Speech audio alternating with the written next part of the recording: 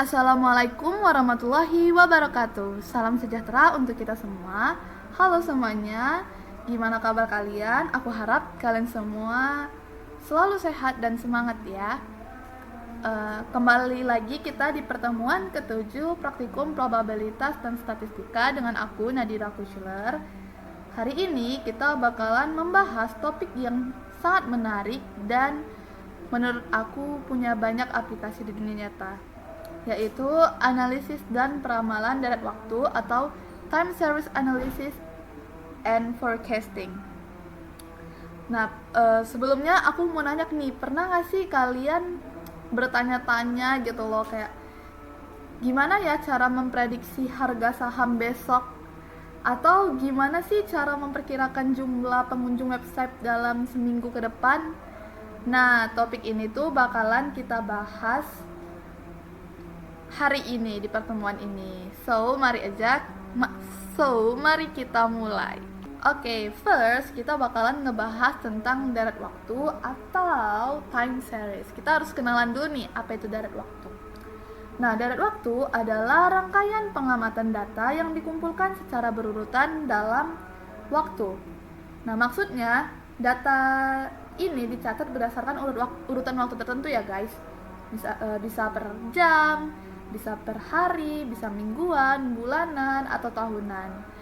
Nah, yang membedakan data deret waktu dengan data cross-sectional adalah adanya dependensi temporalnya. Artinya nilai saat ini tuh dipengaruhi oleh nilai-nilai di masa lalu. Gitu guys.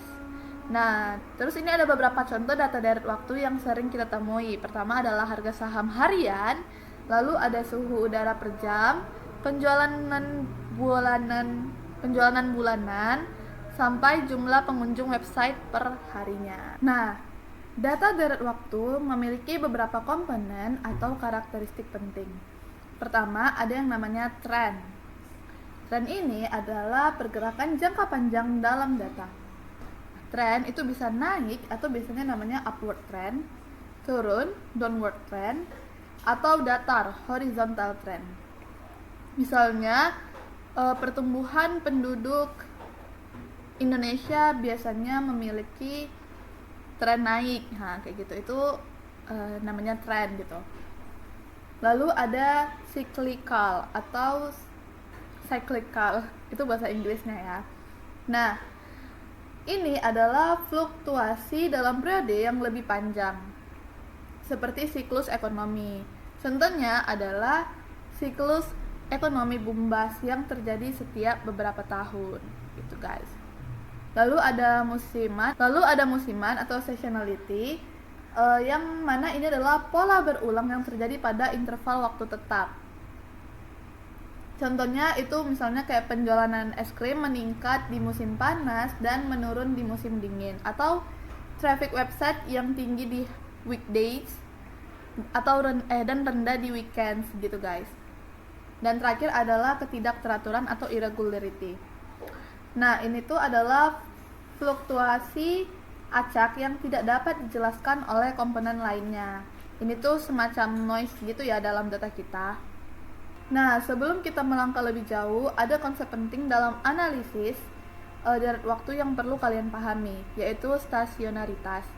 Nah, data dikatakan stasioner jika sifat statistiknya seperti mean dan variance tidak berubah seiring waktu. Kebanyakan metode deret waktu mengharuskan data bersifat stasioner untuk analisis yang akurat. Nah, lalu kalau misalnya data tidak stasioner, kita perlu melakukan transformasi untuk membuatnya stasioner. Beberapa contoh yang umum dilakukan adalah differencing, yaitu menghitung selisih antar nilai berurutan. Lalu transformasi logaritma, itu mengubah data dengan fungsi logaritma. Dan terakhir ada detrending atau menghilangkan tren dari data. Nah, sekarang kita bakalan bahas beberapa metode umum yang digunakan untuk melakukan peramalan atau forecasting pada data deret waktu ya. Pertama itu ada moving average ya, atau rata-rata bergerak. Nah, moving average adalah metode sederhana namun efektif untuk menghaluskan data dan mengidentifikasi tren. Nah, di mata kuliah kita ini kita bakalan mempelajari dua jenis moving average yang umum digunakan. Pertama itu adalah simple moving average atau disingkat SMA.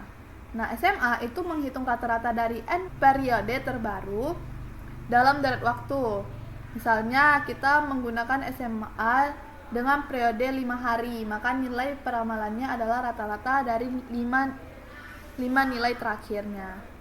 Nah, rumusnya seperti pada gambar di slide, bisa kalian baca nantinya atau kalian pelajari lebih dalam. Tapi sebenarnya ini hanyalah rumus rata-rata biasa.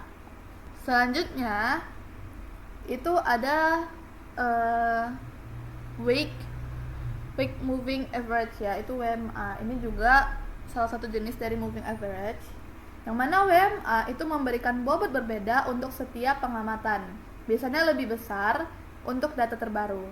Nah, ini berdasarkan asumsi bahwa data terbaru lebih relevan untuk peramalan.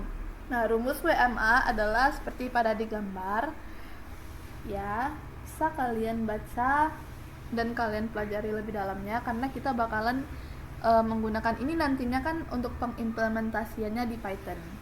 Selanjutnya ada metode peramalan yang namanya itu exponential smoothing, ya, atau pemulusan eksponensial.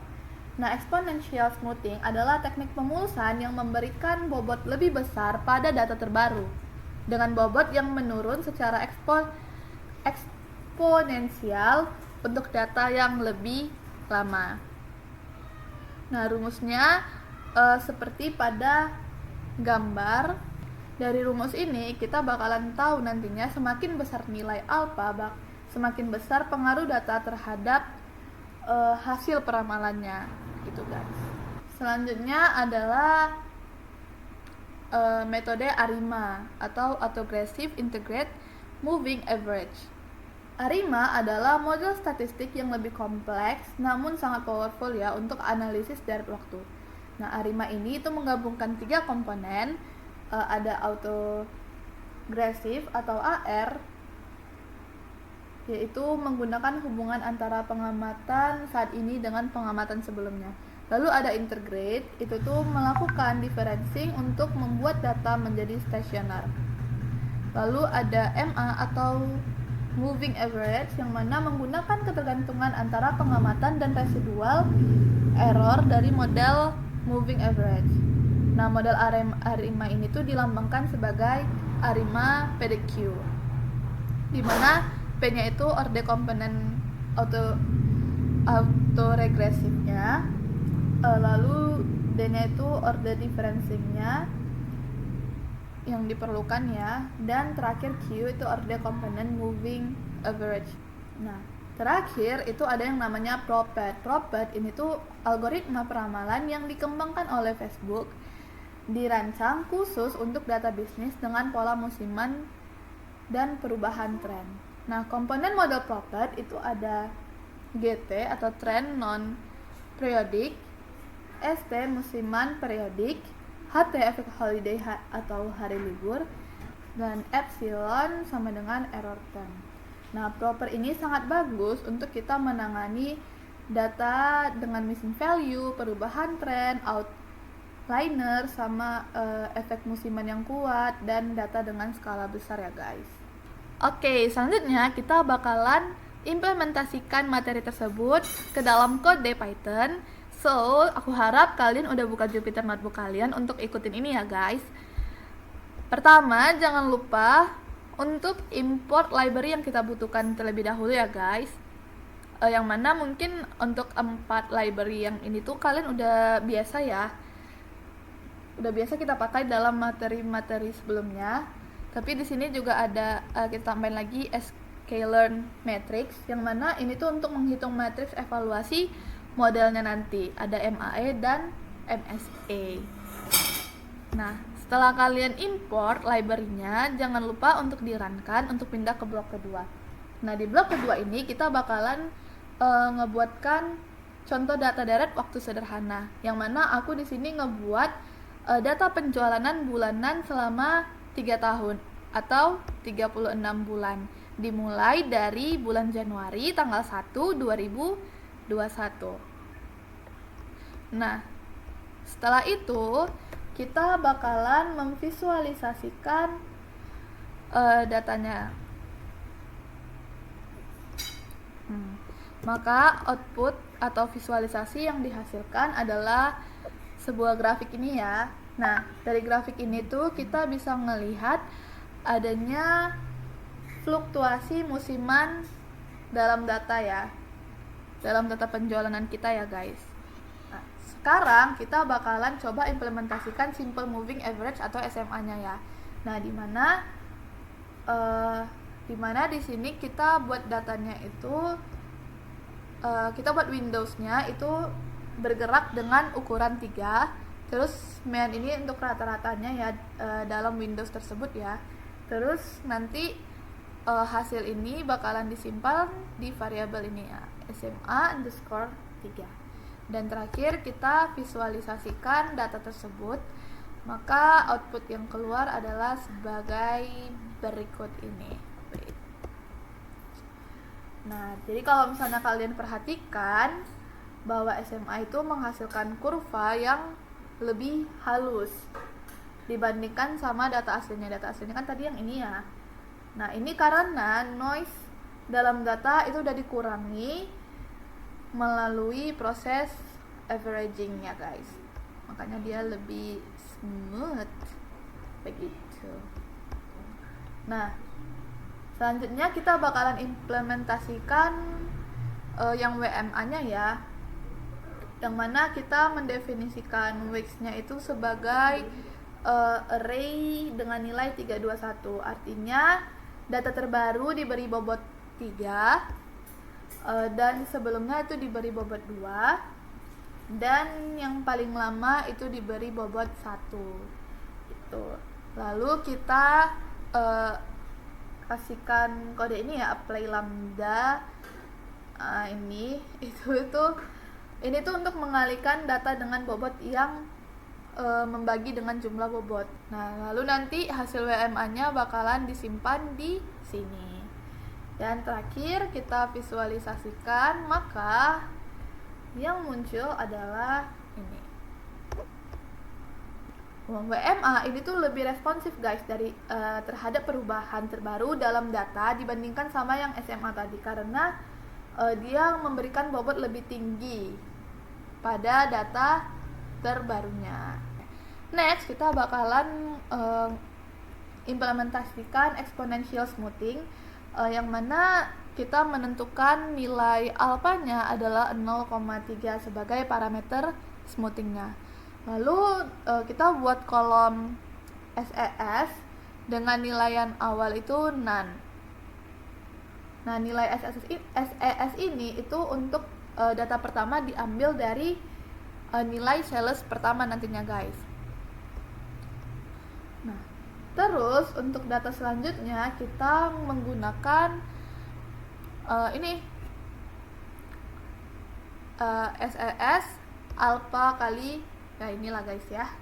Setelah itu kita runkan dan kita visualisasikan, maka output yang keluar dari SES ini adalah seperti ini ya guys. Nah, di sini tuh bisa kita lihat kalau SES itu memberikan hasil yang mirip dengan MA, tapi dengan implementasinya itu yang lebih sederhana karena kita cuma perlu menyiapkan satu nilai forecast sebelumnya, bukan seluruh Windows.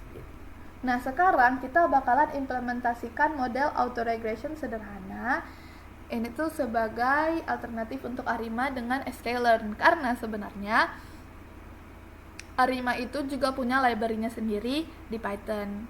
Tapi karena kita belum install, makanya kita masih pakai yang sklearn. Tapi kalau misalnya kalian mau mempelajari lebih lanjut, bisa kalian install aja, itu bakalan lebih mudah.